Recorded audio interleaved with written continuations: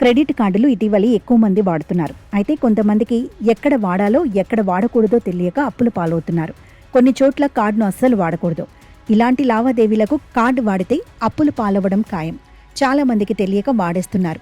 ఎక్కడెక్కడ వాడకూడదు అనేది తెలుసుకుని వాడకపోతే ఆర్థికంగా నాశనం ఖాయం.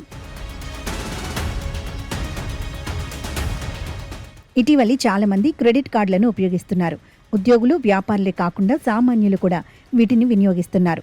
దీంతో క్రెడిట్ కార్డులు వాడేవారి శాతం దేశంలో పెరిగిపోతోంది. ఆర్థిక అవసరాల కారణంగా వీటి వాడకం భారీగా పెరిగిపోతోంది.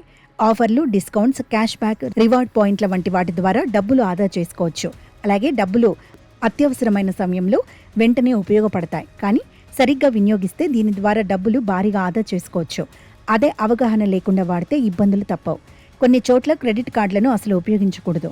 ఈ ప్రదేశాల్లో వాడితే మీకు నష్టం జరగడం ఖాయం. క్రెడిట్ కార్డు ఉపయోగించి ఏటీఎంల ద్వారా నగదు అస్సలు విత్డ్రా చేయకండి. ఎందుకంటే విత్డ్రా చేసిన మరుసటి క్షణం నుంచే మీకు వడ్డీ పడుతుంది. అంతేకాకుండా అదనపు రుసుములు వసూలు చేస్తాయి. 3% వరకు నగదు అడ్వాన్స్ ఫీజులు పే చేయాల్సి ఉంటుంది. అలాగే క్రెడిట్ కార్డుతో పెట్రోల్, డీజిల్ కొనుగోలు చేయకండి.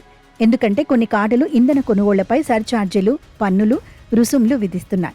ఇక రోజువారీ సరుకులు, ఇంట్లో ఇతర వస్తువుల కోసం క్రెడిట్ కార్డు అనేది ఉపయోగించకండి. చిన్న చిన్న కొనుగోళ్లు నెల చివరికి పెద్దగా కనిపిస్తాయి. నెలవారీ సరుకుల కోసం కూడా కార్డును వాడితే మీ బిల్లు పెరుగుతుంది. ఇక వైద్య చికిత్సలు, ఆసుపత్రి బిల్లుల కోసం కూడా ఉపయోగించకండి. ఎందుకంటే బిల్లును సకాలంలో చెల్లించకపోతే 40% వరకు అధిక వడ్డీ రేట్లు పడతాయి. ఆసుపత్రి బిల్లుల కోసం హెల్త్ ఇన్సూరెన్స్ లేదా పర్సనల్ లోన్ అనేవి తీసుకోవడం బెటర్.